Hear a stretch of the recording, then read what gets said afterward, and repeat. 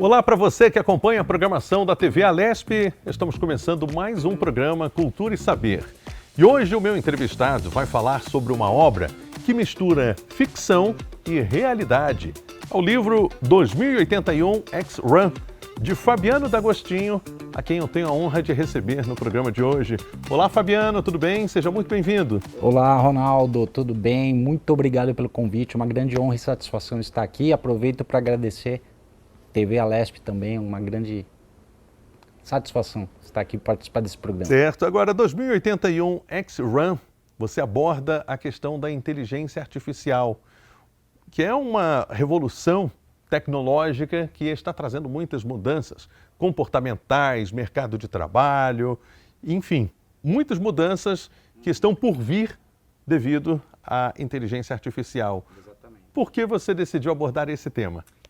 Olha, Ronaldo, esse livro ele nasceu de uma inquietação e de uma grande preocupação em relação ao futuro da humanidade e da sociedade com base, né, no uso da inteligência artificial. Eu vejo que haverá grandes impactos, são muitas as promessas, sem dúvida, há muita coisa positiva, isso é inegável, mas há também muitos desafios, né? E eu me senti na obrigação de trazer pensamentos e reflexões para que a gente pudesse pensar no futuro das profissões, né? E da sociedade, porque a gente vai ter que abordar a questão ética de uma maneira muito forte nesse novo futuro, né? Nesse novo contexto em que a inteligência artificial vai fazer parte da nossa vida, isso é inegável. Você acredita que a inteligência artificial ela vai substituir os humanos no futuro? Não, absolutamente não. Há coisas que a inteligência artificial jamais substituirá. E emoção, criatividade, né? Não tem como a inteligência artificial substituir. Mas há várias outras que, sem dúvida, serão substituídas. E aí eu me refiro a profissões que poderão ser extintas ou fortemente alteradas, modificadas, né? E aí eu aproveito, como nasceu a ideia do livro, né? Foi numa conversa com uma sobrinha, há 3 anos atrás, em que ela estava no dilema de escolher o que fazer na universidade. E ela falou que gostaria muito de fazer enfermagem, mas por conta de questões sociais, né, ela ia fazer medicina, não queria, mas, né, ela se viu ali impelida a fazer medicina. E aí eu pensei, mal sabia ela que talvez a medicina esteja completamente, talvez não, né, completamente alterada quando ela estivesse se formando. Segundo alguns especialistas, até 2030 os robôs, por meio da inteligência artificial, eles já vão fazer cirurgias, já vão substituir muitas profissões dentro da área de saúde. Então há uma preocupação, principalmente por quem vai entrar no mercado de trabalho e pretende cursar, por exemplo, medicina, enfermagem ou outras áreas parecidas. Completamente. Inclusive no capítulo 2 do livro, né, desse primeiro volume, que é o livro do Renascimento, existe um diálogo entre o pai do protagonista e algumas crianças, em que exatamente esse tema da medicina ele é abordado, né? Porque eu coloco exatamente, fantástico você trazer esse ponto, porque eu coloco isso, eu falo, para a personagem, né, que ela a história, ela nasceu dessa conversa que eu acabei de relatar, e aí na ficção eu retrato essa conversa. Eu falo, olha, no futuro, os médicos que hoje, de uma certa forma, eles se sentem numa posição privilegiada, eles vão estar menos necessários, vamos dizer assim, óbvio, né? Estou aqui indo para o extremo, do que o próprio enfermeiro. Porque uma cirurgia, ela poderá e será realizada completamente através da inteligência artificial. cirurgia robótica hoje já é fato. Já é uma realidade. Só que hoje ainda os robôs ali, as mãos robóticas, elas são pilotadas por um ser humano, um médico.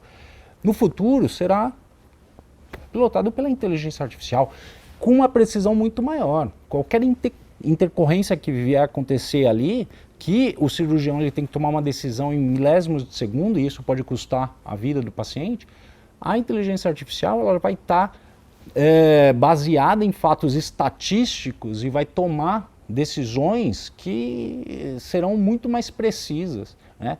Eu me sentiria muito mais confortável em passar por uma cirurgia pilotada pela inteligência artificial do que por um ser humano.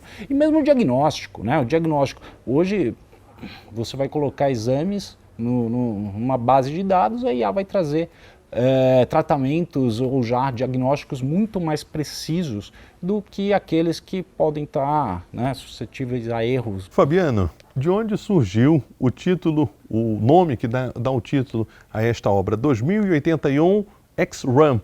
2081 seria um ano que a humanidade passaria por algumas mudanças bruscas devido às inovações tecnológicas? Excelente pergunta.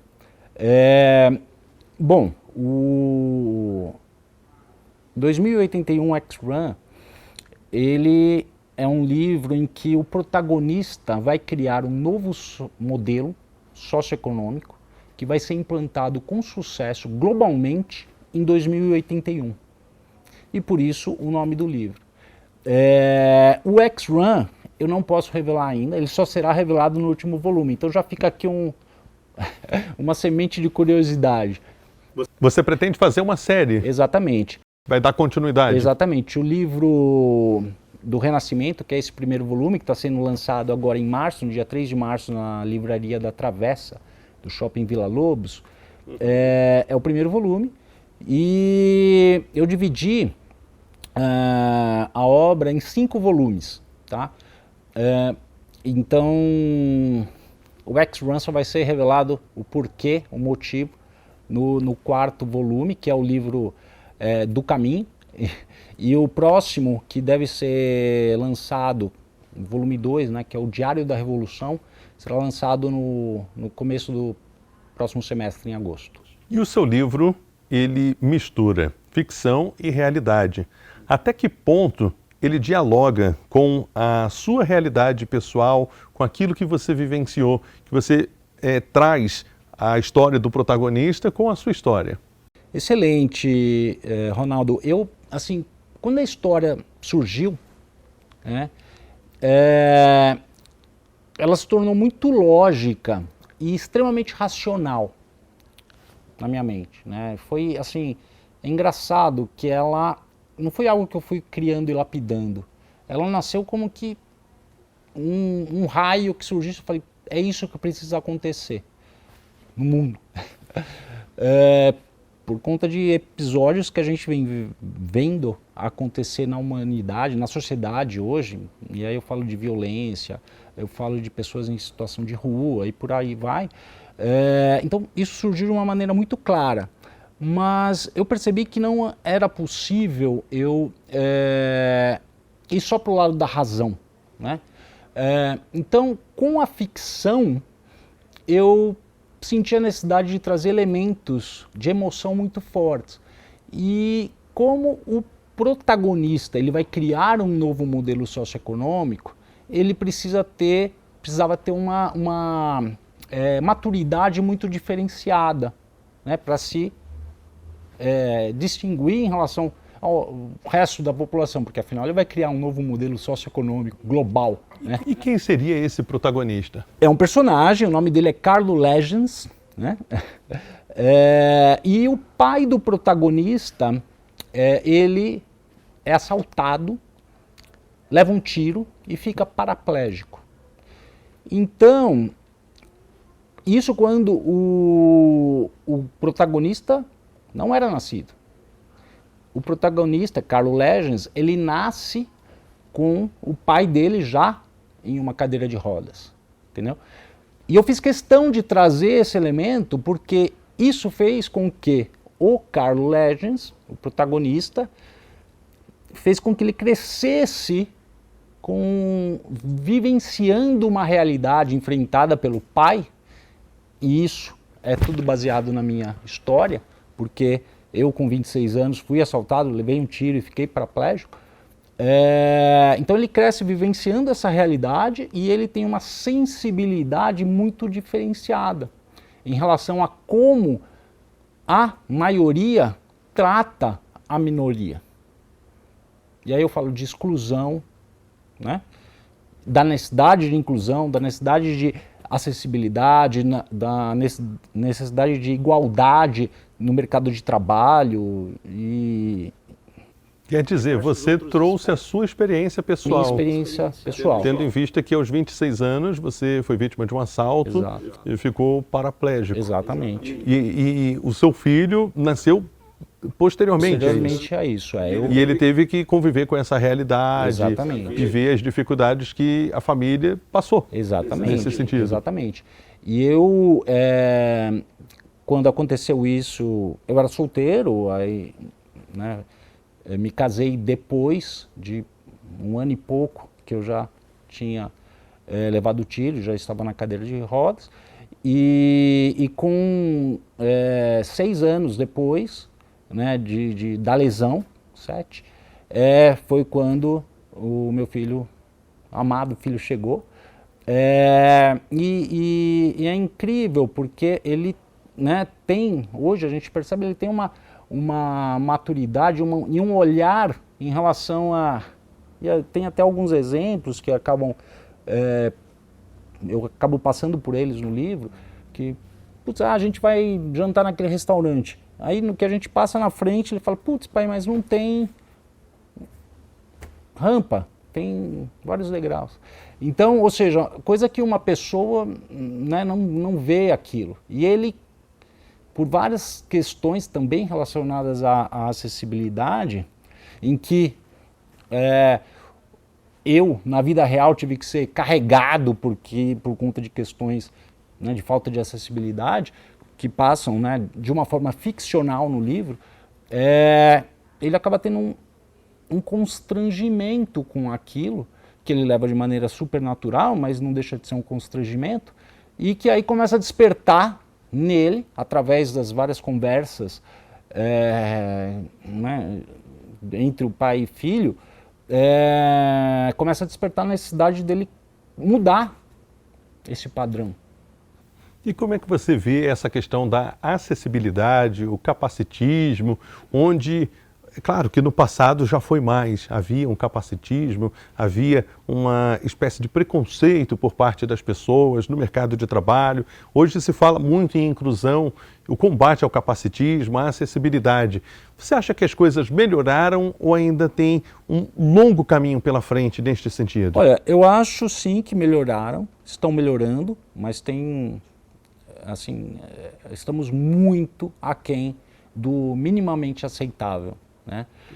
Eu gosto até de dizer que não deveríamos falar em acessibilidade, porque se acima de tudo estivesse a inclusão, não teria o porquê a gente falar de acessibilidade.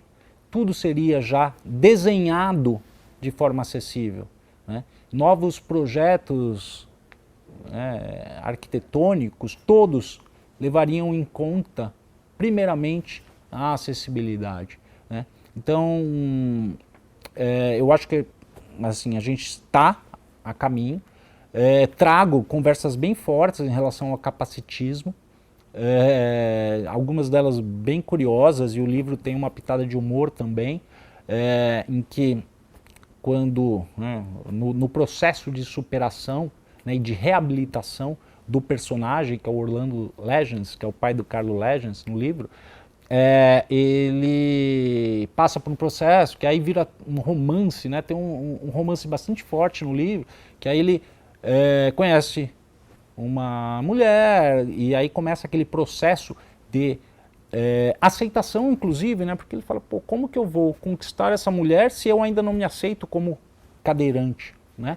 Então tem um apelo de emoção muito forte em torno disso, e num dos encontros, né, num restaurante, por exemplo, acontecem questões bem fortes relacionadas a capacitismo que vira uma chave na cabeça do personagem, do Orlando, e de novo, baseado em fatos reais, que traz elementos que eu acredito que vão provocar bastante reflexão nas pessoas que lerem. E eu, assim, gosto de dizer que esse livro, ele não é só uma ficção, justamente por isso, né, que é baseado em fatos reais, e que o público, a quem se destina esse livro não é apenas a leitores de ficção, né, mas também pessoas que passaram ou enfrentam traumas que levaram elas a ter a sua vida completamente modificada do dia para a noite, e pessoas que estão, né, no círculo de convivência dessas pessoas, porque também é muito difícil para amigos e familiares, né, enfrentarem essa situação junto com a pessoa que passou por isso, e amigos e até profissionais de saúde e tal. E no livro você fala sobre, volume 1, o livro do renascimento. É exatamente misturando a sua história com a ficção, trazendo um pouco da sua história, porque você precisou ressignificar a sua vida, precisou passar por toda uma adaptação e, como você falou, transformar a sua mente, a forma de se ver hoje e de se aceitar para que pudesse seguir a vida, tocar a vida em frente. É isso. Então, o nome, exatamente, o livro do renascimento, porque esse episódio na minha vida, ele foi um renascimento, né? Eu digo que ali eu morri e renasci, e tem uma passagem muito forte em relação a como isso aconteceu. Então eu trago isso como um renascimento, que dali renasceu um novo Fabiano. Mas o objetivo, o nome do livro não é só por conta disso, né?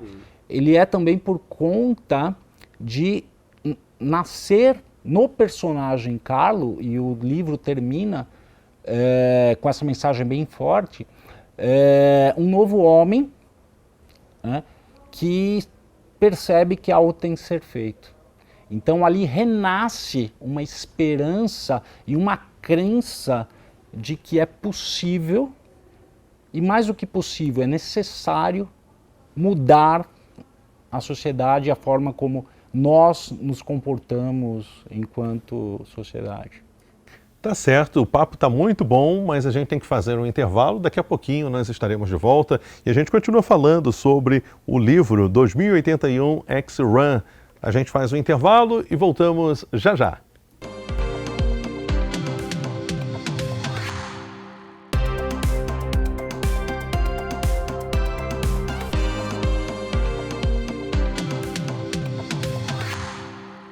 Muito bem, estamos de volta com o programa Cultura e Saber. Hoje nós estamos falando sobre uma obra que mistura ficção e realidade. 2081 X-Run, do escritor Fabiano D'Agostinho. O Fabiano, aos 26 anos de idade, sofreu uma tentativa de assalto aqui em São Paulo e perdeu os movimentos nas pernas, ficou paraplégico, e ele mistura um pouco da história dele com ficção no livro, nesta obra, que vai ser dividida em 4 volumes, né, em 5 volumes, e o primeiro está sendo lançado, o Livro do Renascimento. Fabiano, nós falávamos no bloco anterior sobre este acontecimento que marcou a sua vida e também o nascimento e toda a existência do seu filho, a sua formação, a formação da sua família também. E como o livro trata deste assunto, a questão das inovações tecnológicas, a questão do uso da inteligência artificial, como você vê a descoberta feita por uma pesquisadora brasileira da UFRJ, que ela fez o uso da polilaminina para regeneração de medulas e fez com que alguns pacientes obtivessem êxito e voltassem a andar. Como você vê essa descoberta científica aqui no Brasil, inclusive? Exatamente, eu acho isso fantástico, extraordinário. Doutora Tatiana Sampaio, da UFRJ, é sensacional. Eu vejo com muito bons olhos, eu acho fantástico essa descoberta. Mas existe um ponto, né? E no livro eu trago isso de maneira bem forte, e é algo que foi fundamental na minha vida, no meu processo de superação. Eu não me apegava a possibilidades futuras para poder me superar ou poder me reabilitar. Eu preferia, e prefiro até hoje, acreditar e verificar o que eu posso fazer hoje, ao invés de pensar no que eu poderei fazer se algo acontecer. Porque o se, ele pode O se é uma possibilidade. é uma possibilidade, mas... né? E eu acho que é muito importante para as pessoas que enfrentam situações assim, elas, claro, têm que ter essa esperança de tecnologias. Eu acho que a gente caminha a passos largos para chegar a pontos, e tem até já casos reais de pessoas que voltaram a andar por conta, né, dessa descoberta, desse estudo. Mas é importante a gente também não esperar, né? A gente viver o hoje com o que a gente pode viver hoje e o que a gente tem hoje, né?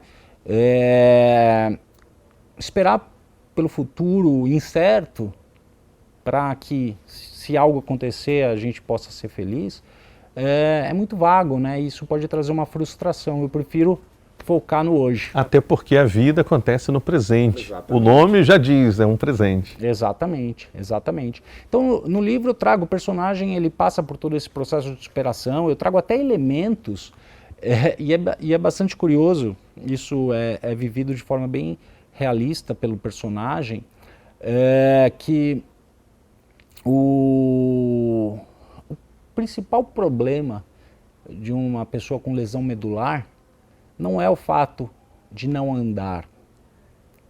É engraçado, né? As pessoas acham, ele não anda mais, ou ele está preso a uma cadeira de rodas, ele nunca mais vai andar.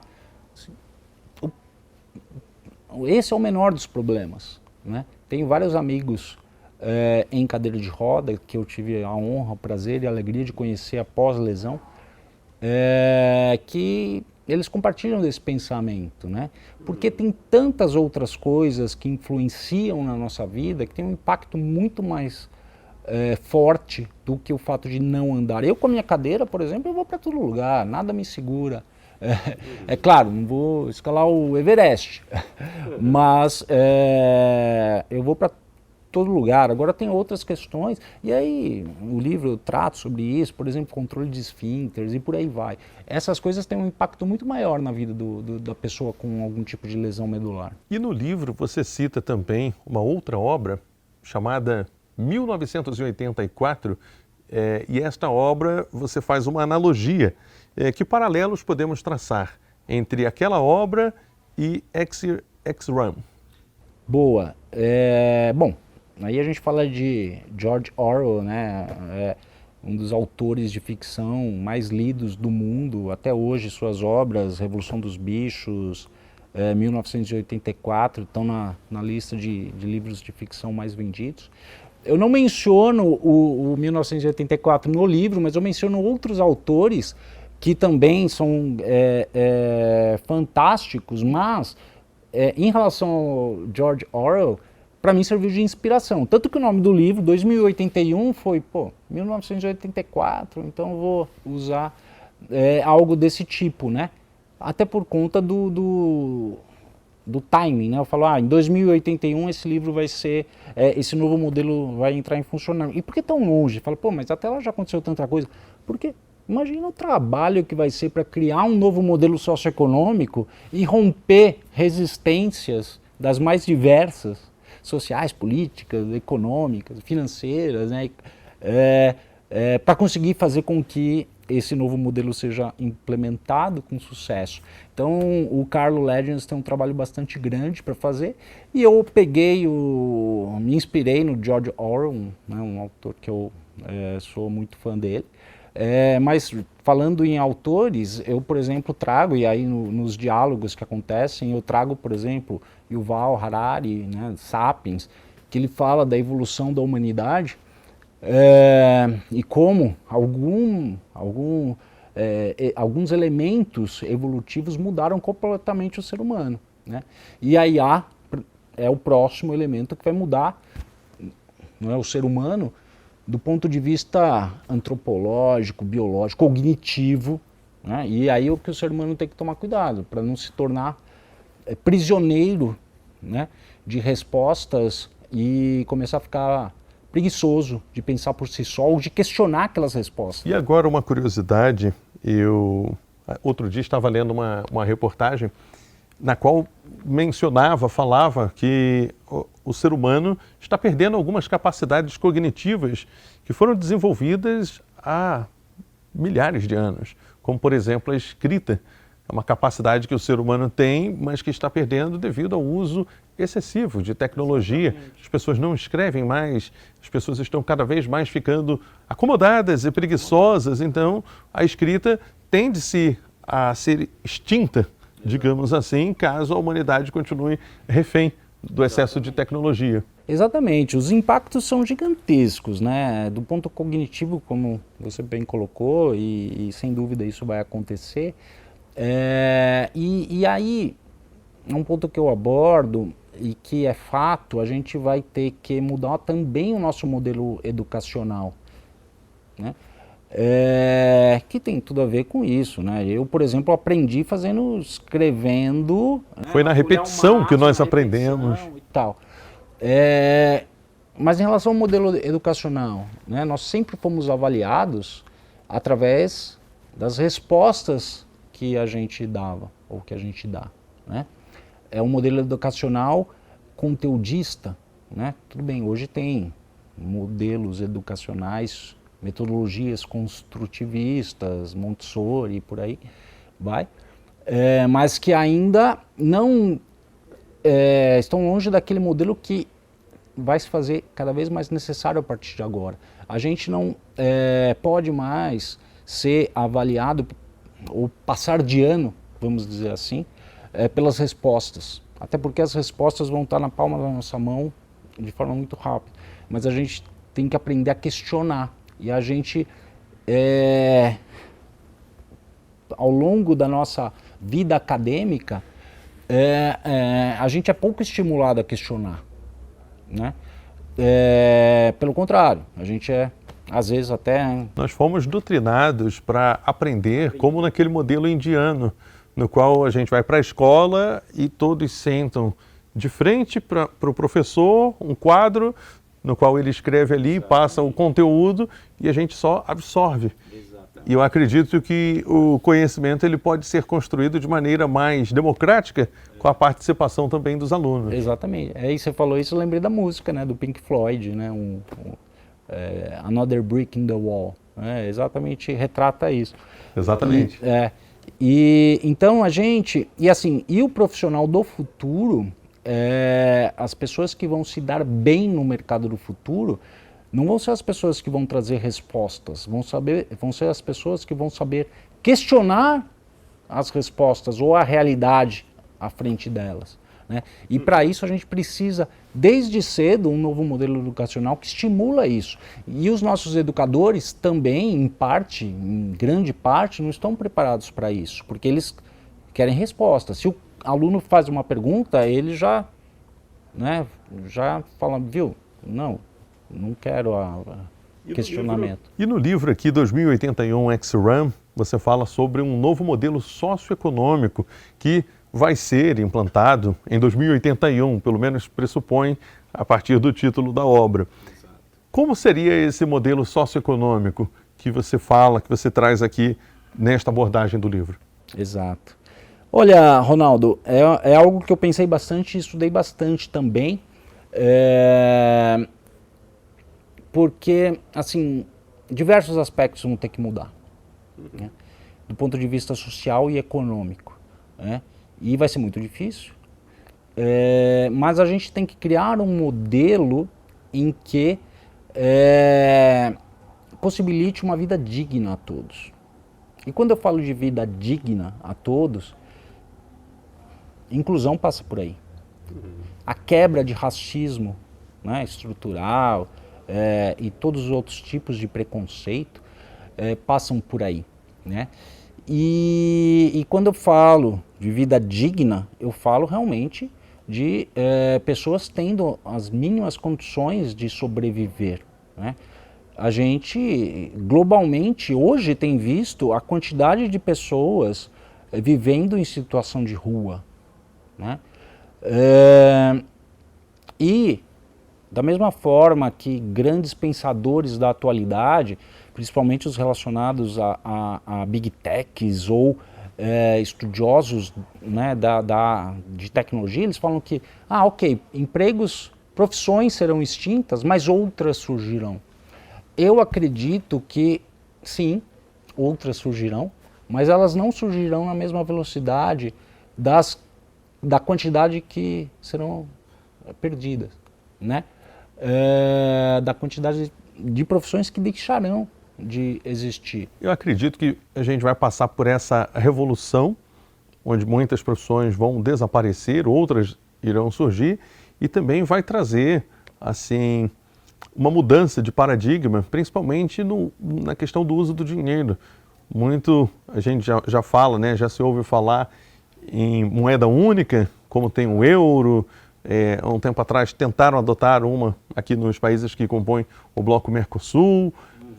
Falam muito também em moeda digital. Seria mais ou menos por aí. Seria mais ou menos por aí. E a beleza de se escrever uma ficção é que eu tenho liberdade poética para escrever qualquer coisa. Mas eu digo isso, só que eu estou sendo extremamente responsável, e por isso que eu falo que eu tenho estudado muito para poder criar essas novas políticas. Talvez a palavra não seja essa, mas dinheiro, moeda é uma delas, né? Porque o dinheiro hoje não se usa mais, né? Então, essa mudança a gente já tem visto, as pessoas só usam dinheiro praticamente para usar o transporte público, para pagar ali o transporte público, o metrô, o ônibus. Ainda assim, tem alguns modais ali que eles aceitam o cartão. Então, exatamente, não é necessário, né? E assim, esse novo modelo, ainda ligado à questão do dinheiro, esse novo modelo socioeconômico, ele vai colocar cabo à corrupção. Como? Nossa, né? A partir do momento que a gente tem uma moeda, e eu acredito nisso, acredito nas criptomoedas, que são controladas por um sistema que é praticamente impossível de ser fraudado, como blockchain e por aí vai, vai ser muito mais difícil existir o fluxo de papel ou de dinheiro de forma ilícita ou ilegal, né? Porque tudo aquilo vai ficar registrado. O ser humano tem a capacidade de criar alternativas conforme novas leis vão sendo criadas. Eu não estou falando de criação de leis nesse novo modelo socioeconômico, vai ser algo mais interessante do que isso. Então, sempre, né, isso é inerente ao ser humano, vai achar formas de, né, achar meios de fazer coisas em prol dos interesses pessoais. Mas o dinheiro, por exemplo, indo para uma linha de criptomoeda, e esse novo modelo socioeconômico vai ser fundamentado também nesse aspecto, vai evitar, vai mitigar a corrupção. O livro também traz uma mensagem de um certo otimismo, que prevê um mundo mais igualitário, mais justo, com menos preconceitos, ou nenhum preconceito, onde a humanidade vai viver realmente de maneira fraternal, onde vai haver mais amor pelo próximo, onde vamos ter uma construção de um mundo mais justo. Seria essa a palavra. É isso, né? Quando nasceu a ideia, né, dessa inquietação e dessa preocupação em relação a como vai ser o futuro, e até dessa vivência minha, né, tipo de viver uma realidade em que eu tive que me deparar e superar questões sociais, né? Eu assim passo a analisar o futuro com um olhar de quem vivenciou essas questões e de quem vê na pele a necessidade de mudar. É muito engraçado, né? A gente está hoje aqui nessa biblioteca e, por coincidência, o corredor que a gente pegou aqui tem livros, assim, dá para respirar a quantidade de conhecimento aqui. Logo aqui a gente vê Karl Marx, Adam Smith, o sociedade pós-industrial, capitalismo. E eu não defendo nenhuma dessas linhas sociais, econômicas, mas eu entendo que uma nova realidade vai ter que ser criada, né? E a tecnologia é a solução. Esse que é o ponto importante do livro. A tecnologia que hoje aparece como algum tipo de ameaça, né? Porque como se fosse uma vilã. Uma vilã por conta de questões éticas até, né? Ou então por questões relacionadas a eliminar alguns empregos. Eu não coloco ela dessa forma, eu coloco ela como um grande potencial para a gente criar um universo novo, que vai trazer uma vida melhor para todos. Muito bem, a gente vai fazer uma pausa aqui do nosso programa, vamos para um rápido intervalo e já já estamos de volta no próximo bloco do Cultura e Saber. Não sai daí, voltamos já.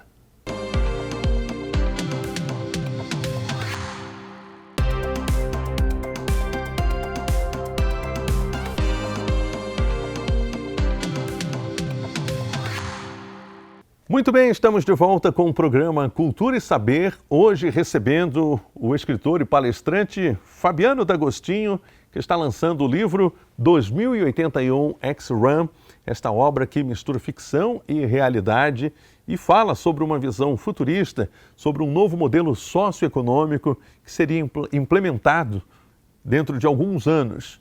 Essa mudança seria a partir de 2081? Ou não necessariamente? Não necessariamente. Muito antes, a luta para colocá-la em prática, para desenhar esse novo modelo, é que vai levar anos, né? E 2081 é quando o modelo será implantado com sucesso globalmente.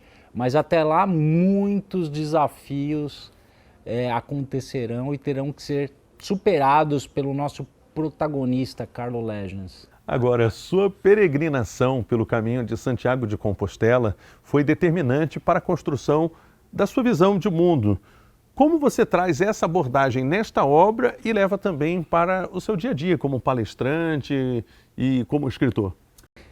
Olha, Ronaldo, isso realmente é um ponto forte, tanto na minha história, de superação e de visão de mundo, e também relacionada à criação desse novo ambiente social.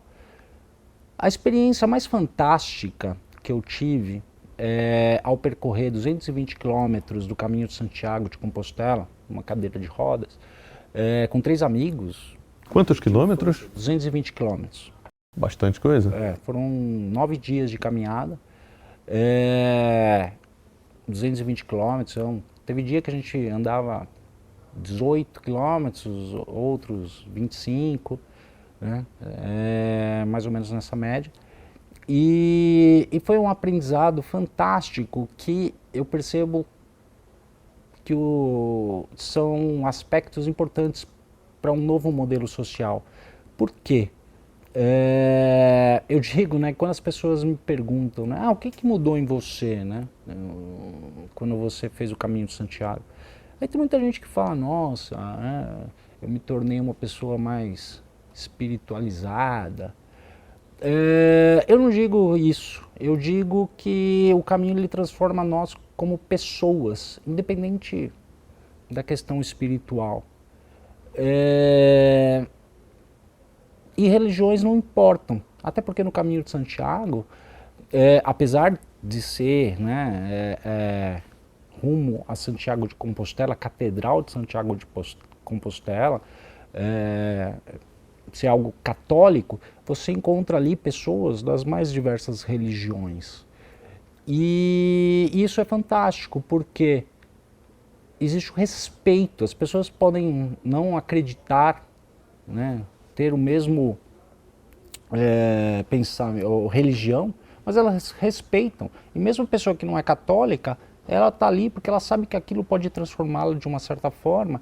E eu vejo a transformação muito além da espiritual, social. E é isso que a gente precisa. E como que eu cheguei a essa conclusão, algo transformador? No caminho de Santiago, ninguém está ali para chegar primeiro em Santiago de Compostela. Não é uma competição. Não é uma competição. As pessoas querem chegar. Ninguém se importa se vai chegar primeiro ou depois, ou mais cedo ou depois, no dia. Não. A qualquer momento, se aparece alguém precisando de ajuda, todas as pessoas que passarem por você vão te ajudar. Né? E isso é muito tocante. Né? E eu encontrei um poema escondido numa igreja, numa cidade chamada La Faba, um pouco antes do Sebreiro, e é uma cidade que não é muito rota de passagem, não é uma cidade comum dos peregrinos passarem. E a gente passou, foi uma cidade maravilhosa, e eu cheguei num canto escondido de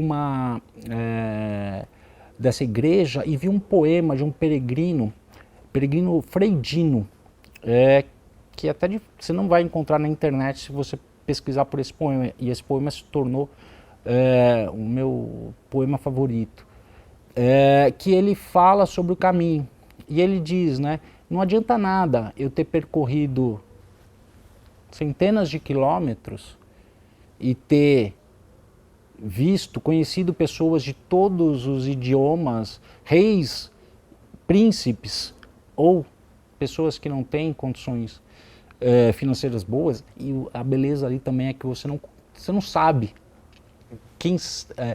o que está por trás da pessoa. Você conhece a pessoa e ninguém fala, eu sou isso, eu sou presidente da empresa tal. Todos ali ficam desprovidos de vaidade. De vaidade. E esse poema ele fala isso, né? Então não adianta nada eu ter vivenciado tudo isso, percorrido tudo isso, tido essas experiências, se ao chegar em casa eu sou incapaz de promover a harmonia dentro do lar. Se eu ao chegar na empresa eu vou passar por cima de um colega ou vou maltratar um funcionário, né? E isso assim virou. E eu faço questão de muitas vezes ler esse poema para pessoas que vão em casa. Você trouxe esse poema? Não trouxe, poderia ter trazido. Então fica para a próxima, não tem problema. Agora, Fabiano, a gente sabe que além de escritor, é palestrante também e teve uma formação no exterior, você estudou na Califórnia. O quanto essa formação contribuiu para a sua visão de mundo e para a construção da narrativa, do texto e desta obra 2081 X-Run? Eu acho que, assim, muito, com certeza, muito, porque eu fui para os Estados Unidos, eu tinha 22, 23 anos, para estudar, com o objetivo de estudar, e lá eu passei por grandes dificuldades, né, que, assim, algumas delas fizeram com que eu chegasse a pensar em relação a voltar, quase eu desisti do sonho de estudar. Então ali, isso aconteceu bem antes, né, de eu estar numa cadeira de rodas, já começou a despertar as questões relacionadas à superação e criar um modelo mental que, de certa forma, me preparou para tudo que eu passei a viver aos 26 anos. E também do ponto de vista social, porque eu, na universidade, conheci pessoas do mundo inteiro, e pessoas que eram de famílias ricas, outras não, outras que estavam ali por conta própria, como era o meu caso, né? Eu tinha juntado dinheiro eu mesmo para ir lá e pagar pela universidade de moradia. E algumas dessas questões, uma delas financeira, por exemplo, fez com que eu tivesse que achar um emprego, e aí eu foquei em achar um emprego numa empresa, e não para ir trabalhar como garçom, que de certa forma é bastante comum. Eu foquei e tive, né, o privilégio de conseguir um emprego numa agência de publicidade digital, coisa que ali, em 99, estava começando, né? E foi aí que eu mudei de área completamente. E ali eu trabalhei também com pessoas de vários países. O meu chefe na época, ele era uma pessoa americana, mas ele já acreditava na diversidade e inclusão, era um pilar básico para ele. E ele era uma pessoa, apesar de estar no meio da publicidade digital, publicidade que a gente fala é capitalista, não é capitalismo puro, porque o objetivo do marketing é ganhar dinheiro, vender mais. Vender mais para os seus clientes. E óbvio, né, isso não tem como a gente sair disso, vai continuar sendo isso, assim, e tudo bem. Mas ele estimulava que as pessoas pegassem um dia por mês que não precisava ir trabalhar para fazer qualquer coisa social. E ele não falava, ó, vai aqui ou vai ali. A pessoa pegava um dia e ia trabalhar. E se a pessoa, ela não precisava falar onde ela tinha ido. Então se ela quisesse ficar em casa, ela ficaria também. Era como se fosse um bônus para que os funcionários pudessem ter aquele dia para fazer o bem. Para fazer o bem e em questões Ainda que fosse sociais. para si mesmo, ficar em casa também está fazendo bem, está descansando o corpo, a Mas mente. a pessoa se sentia até constrangida, né? Falando, não, eu tenho que fazer alguma coisa. Então isso também trouxe um aprendizado forte, além do acadêmico. O acadêmico foi fantástico, isso de Berkeley, uma universidade extraordinária. Eu acabei fazendo duas extensões universitárias lá, uma em gestão de projetos e outra em administração. Foi extraordinário, mudou a vida para mim, né? Porque quando eu voltei, permitiu que eu conseguisse bons empregos e tal, e a minha ascensão profissional também se deve a isso. Ao todo, você morou fora quanto tempo? Foram 3 anos. 3 anos. 3 anos. E quando eu decidi voltar, e aí de novo por inquietação, né? Eu falei, não, eu resolvi pegar 4 meses, me dei de presente, peguei um período sabático e fiquei mochilando pela Europa, né, de trem, né? E quando eu falei do ponto bem forte no livro, né, quando aconteceu, que eu levei o tiro, que eu falei, eu morri, por muito tempo ninguém soube disso. E depois eu revelei para algumas pessoas e isso acabou entrando no livro. Quando eu levei o tiro, e aí eu estava completamente inconsciente, num dos momentos de consciência, instante de consciência, eu estava numa ambulância, indo para o hospital, eu soube que eu estava paraplégico. E ninguém me disse, eu simplesmente soube. Não tentei mexer as pernas, né? Eu percebi que eu estava numa ambulância. A última imagem que eu tinha na memória era de um assaltante com uma arma na mão. Ali eu falei, levei um tiro, soube que eu estava paraplégico e o que eu senti foi paz e felicidade. Demorei muito para contar isso para as pessoas, para algumas pessoas, e elas falam, nossa, você está brincando, né? Parece brincadeira, mas não. E por quê? E eu trago esse elemento para o livro, não para só esse livro, mas para todos, que é a necessidade, a importância de você ser. Por isso que lembra que eu falei da esperança, tipo, legal, vamos esperar a medicina evoluir e lá posso voltar a andar? Não, mas eu tenho que ser o que eu posso ser agora. Tem até um texto bem interessante que chama Se Eu Posso, Eu Devo. E essa minha felicidade, naquele momento, ela veio pelo fato de eu ter tido a conclusão ali que eu tinha sido absolutamente tudo que eu podia ter sido até ali. Eu não tinha dívidas. Não estou falando de dívidas financeiras, estou falando de dívidas comigo mesmo, com o meu potencial, com as minhas crenças, né? Com os meus valores. Então, isso foi um elemento assim extremamente importante que eu trago para o livro. Agora, o livro também reúne um pouco da sua experiência como palestrante e também de todas essas experiências que você viveu quando morou fora, quando percorreu o caminho de Santiago de Compostela.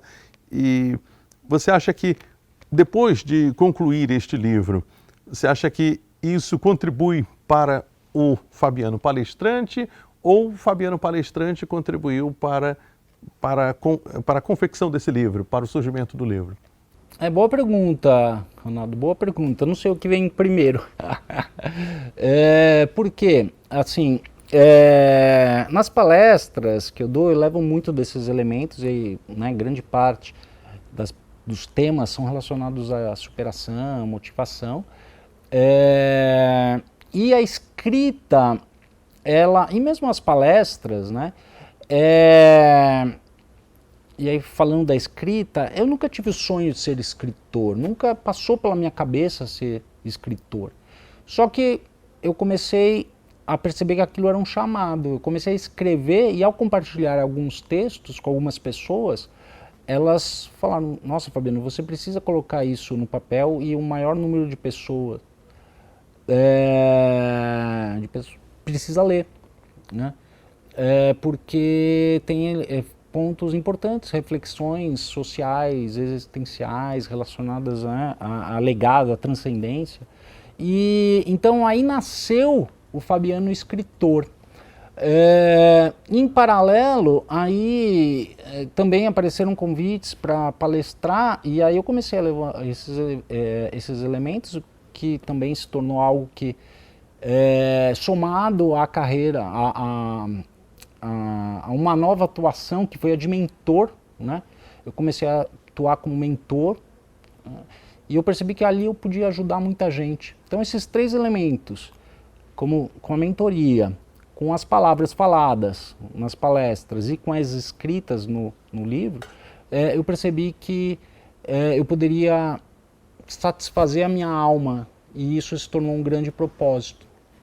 Muito bem, nós já estamos chegando na reta final aqui do programa Cultura e Saber de hoje. No entanto, eu gostaria de saber o seguinte: o livro do Renascimento 2081 X-Run é o lançamento. Já tem previsão das próximas edições, dos próximos volumes? Você já está trabalhando em cima disso? Tem previsão? Gostaria de dar um spoiler para a gente sobre o lançamento dos próximos volumes? Maravilha. Então, o primeiro volume, o livro do Renascimento, o lançamento dele será no dia 3 de março, na Livraria da Travessa, no Shopping Vila Lobo, numa terça-feira à noite. O livro, o Diário da Revolução, que eu volto para a segunda metade do século XIX, período da Revolução Industrial, em que fez com que muitos italianos abandonassem, né, sua terra, suas famílias, para virem para o Novo Mundo, em busca de uma vida digna. De oportunidades. De oportunidades, porque lá eles perderam os empregos, estavam vivendo na miséria decorrente da Revolução Industrial. Esse volume, o Diário da Revolução, ele já está escrito e deve ser lançado, né, no começo do segundo semestre, no final de julho ou agosto. Né? E o terceiro volume, que é o é o livro da morte, e aí tem esse nome por algumas questões também, não é algo triste, não se preocupe. Ele vai ser a ideia, ele já está escrito, né? Ainda não está na editora, mas também o objetivo é lançá-lo no final desse ano, né?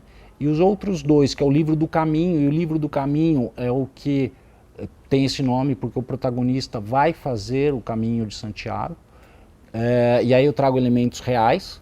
O protagonista, né, é o filho do personagem que levou o tiro, né? Então, ou seja, não sou eu como personagem fazendo o caminho, não, é o filho dele fazendo o caminho, uma história que vai ser obviamente ficção, mas eu vou trazer elementos muito realistas da minha vivência, da minha experiência lá.